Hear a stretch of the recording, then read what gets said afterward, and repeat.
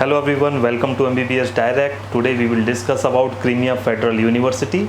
It is one of the finest university in Russian Federation.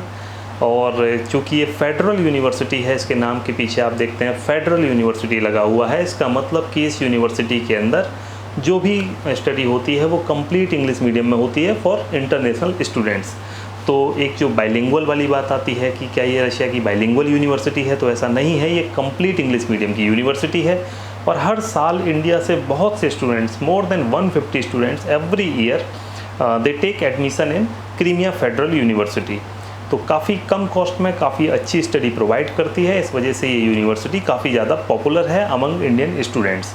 और ये चूँकि Crimea reason में आती है, जो काफ़ी खूबसूरत जगह है वहाँ की, तो इस वजह से काफ़ी ज़्यादा इंडियन स्टूडेंट्स वैसे भी अट्रैक्टेड रहते हैं कि जब वो देखते हैं कि काफ़ी अच्छे एरिया में है और चूँकि ये फेडरल यूनिवर्सिटी है, कॉस्ट भी कम है काफ़ी, तो काफ़ी ज़्यादा स्टूडेंट्स इसमें अप्लाई करना चाहते हैं। और इस साल भी बहुत से स्टूडेंट्स अपनी इंक्वायरी भेजते हैं कि उनको क्रीमिया फेडरल यूनिवर्सिटी में जाना है। तो इस वजह से इसके बारे में एक डिटेल में वीडियो हमने बनाया। आप इसमें अप्लाई भी कर सकते हैं। मैं इसके बारे में और डिटेल्स बता देता हूँ कि ये यूनिवर्सिटी 1918 में इस्टेब्लिश हुई थी और रशिया में एक बहुत बड़े प्रोफेसर थे, मिनरलोजिस्ट थे, उनका नाम था वर्नाद्स्की। उनके नाम पर ये यूनिवर्सिटी है। इसका पूरा नाम है V.I. Vernadsky Crimea federal university. इनका नाम था व्लादिमीर वर्नाद्स्की। काफ़ी ज़्यादा नोटेबल प्रोफेसर रहे हैं और जब ये यूनिवर्सिटी इस्टेब्लिश हुई थी, चूँकि 1918 में, तो ये काफ़ी बड़ी यूनिवर्सिटी थी और काफ़ी ज़्यादा इसमें कोर्स स्टार्ट किए गए थे। लेकिन शुरुआत से ही मेडिकल साइंस पे इस यूनिवर्सिटी का फोकस था। तो अगर स्टूडेंट्स इस यूनिवर्सिटी में अप्लाई करते हैं तो वो ये समझ लें कि उनको मेडिकल की स्टडी काफ़ी अच्छी मिलेगी। तो ये तो पॉजिटिव साइड हो गई कि काफ़ी अच्छी यूनिवर्सिटी है, बड़ी यूनिवर्सिटी है, फेडरल यूनिवर्सिटी है और कम कॉस्ट में अच्छी एजुकेशन प्रोवाइड करती है।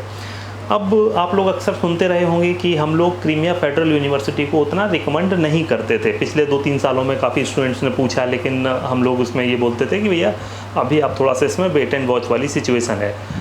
रीज़न क्या था इस चीज़ का कि ये यूनिवर्सिटी जो है पहले यूक्रेन का पार्ट हुआ करती थी। यूक्रेन में थी ये अंटिल 2014 में। फिर क्रीमिया वार हुआ, रशिया ने क्रीमिया को यूक्रेन से अपने रीजन में ले लिया। चूँकि अगर इसकी हिस्ट्री उठा के देखें तो क्रीमिया पहले भी रशिया का ही पार्ट था। रशिया ने उसको यूक्रेन को गिफ्ट कर दिया था एक तरह से। तो अब जब पॉलिटिकल टेंशन्स इन दोनों कंट्रीज़ के बीच में हुई तो रशिया ने अपना वो पार्ट फिर से वापस ले लिया और रशियन फेडरेशन में आ गया। तो 2014 में ये यूनिवर्सिटी ऑपरेट की जा रही है। 2014 से ये यूनिवर्सिटी ऑपरेट की जा रही है रशियन फेडरेशन के द्वारा और इसको 2014 में ही फेडरल यूनिवर्सिटी का दर्जा दे दिया गया था और उसके बाद में वहाँ चीज़ें चेंज हो रही थी। अब हुआ क्या कि जब कोई एक रीजन किसी एक कंट्री से दूसरी कंट्री में आ जाता है तो बहुत कुछ ट्रांसफॉर्मेशन करना पड़ता है। ट्रांसफॉर्मेशन इन द सेंस कि वहाँ का पूरा बैंकिंग सिस्टम जो है वो बदलना पड़ता है। क्योंकि कल तक ये यूक्रेन का पार्ट था, फिर आज से अगर मान लीजिए कि रशिया का या किसी और कंट्री का पार्ट हो जाता है तो उसके अंदर बैंकिंग सिस्टम, टेलीकम्युनिकेशन सिस्टम्स, पूरा गवर्नमेंट का सिस्टम, ये पूरा चेंज करना पड़ता है। तो 2014 से ये प्रोसेस चल रही थी, होते होते जो 2019 के एंड में जाके ये पूरी तरह से फुल्ली वहाँ पर जो रशियन फेडरेशन का सिस्टम है उसको उसने क्रीमिया रीजन ने एक्वायर कर लिया। तो अब वहाँ पर किसी तरह की समस्या नहीं है। अक्सर पहले ये प्रॉब्लम आती थी कि स्टूडेंट्स कहते थे कि हमको ATM से पैसा निकालने के लिए जो क्रीमिया रीजन है उससे बाहर जाना पड़ता था, क्योंकि वहाँ पर उनके बैंकिंग वो ATM वगैरह चलते नहीं थे। ऐसी कुछ बैंक में प्रॉब्लम आ रही थी तो स्टूडेंट्स अक्सर इस चीज़ के बारे में भी कंप्लेन करते थे। और चूँकि वहाँ पर वॉर जोन था काफ़ी समय तक, तो वो सारी प्रॉब्लम थी। लेकिन पिछले 7 सालों से ये कम्प्लीटली कंट्रोल्ड बाई रशिया है और अब उसका पूरा सिस्टम चेंज हो गया है। तो अब ये फ्यूचर में भी रशिया के कंट्रोल में ही रहेगा। तो सिचुएशन अब वहाँ पर काफ़ी नॉर्मल है और रशिया की काफ़ी बड़ी यूनिवर्सिटी है और रशियन गवर्नमेंट काफ़ी ज़्यादा फोकस कर रही है क्रीमिया फेडरल यूनिवर्सिटी के ऊपर। तो ये तो हो गई क्रीमिया के बारे में कि जो पिछला थोड़ा सा इतिहास रहा है कि आफ्टर 2014 टिल 2019 अब चीज़ें बिल्कुल रशिया के कंट्रोल में हैं। दूसरी बात है इस यूनिवर्सिटी की USP क्या है कि जिसकी वजह से बहुत ज़्यादा इंडियन स्टूडेंट्स इस यूनिवर्सिटी में अप्लाई करते हैं कि इंग्लिश मीडियम और फेडरल यूनिवर्सिटी जो रशिया के अंदर हैं उनकी फ़ीस काफ़ी ज़्यादा है। अगर आप देखते हैं कज़ान फेडरल यूनिवर्सिटी को, चूँकि ये फेडरल यूनिवर्सिटी है, इसकी फ़ीस रहती है, अगर आप 5 ईयर प्रोग्राम में एनरोल होते हैं तो 4,55,000 रूबल, और अगर आप 6 ईयर में जाते हैं तो इसकी फ़ीस रहती है 3,79,000 रूबल। रूबल और इंडियन रुपीज़ लगभग बराबर हैं, तो लगभग आप ये मान लीजिए कि लगभग 4 लाख के आसपास फ़ीस रहती है कज़ान फेडरल यूनिवर्सिटी की। वहीं अगर आप फार ईस्टर्न फेडरल यूनिवर्सिटी को देखें, ये भी फेडरल यूनिवर्सिटी है, इसकी फ़ीस रहती है 3 लाख रूबल सालाना। अब आप अगर इसी में और जो फेडरल यूनिवर्सिटीज़ हैं रशिया की, जैसे कि पीपल फ्रेंडशिप यूनिवर्सिटी है या मॉस्को की नेशनल रिसर्च यूनिवर्सिटी है, इन सब की फ़ीस भी 4 लाख से लेके 5 लाख के बीच में वेरी करती है।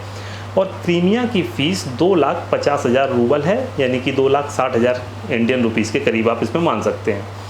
कुछ हॉस्टल वगैरह के खर्चे भी होते हैं, हॉस्टल भी 6,000 रूबल से स्टार्ट होता है और 12,000 रूबल तक इसका हॉस्टल का चार्ज रहता है। तो कुल मिला के कॉस्ट काफ़ी कम हो जाती है। टोटल इसमें 6 ईयर का जो प्रोग्राम चलता है उसकी 15 लाख रूबल ट्यूशन फ़ीस है, तो 15 लाख रूबल यानी कि 16 लाख के करीब इसमें ट्यूशन फ़ीस हो जाती है इंडियन रुपीज़ में, 16 लाख इंडियन रुपीज़। और फिर हॉस्टल वगैरह को आप सब कुछ इंक्लूड करते हैं तो तकरीबन आपका 18 लाख रुपए के आसपास ये सारे एक्सपेंस यूनिवर्सिटी के वो कवर हो जाते हैं। और इसके अलावा अगर आप बात करते हैं लिविंग कॉस्ट की, तो रशिया के अंदर जो जनरल लिविंग कॉस्ट है 14 to 16,000 पर मंथ की, उस खर्चे में वो तो लगभग सेम ही रहता है पूरे रशिया में, आप कहीं भी जाएं।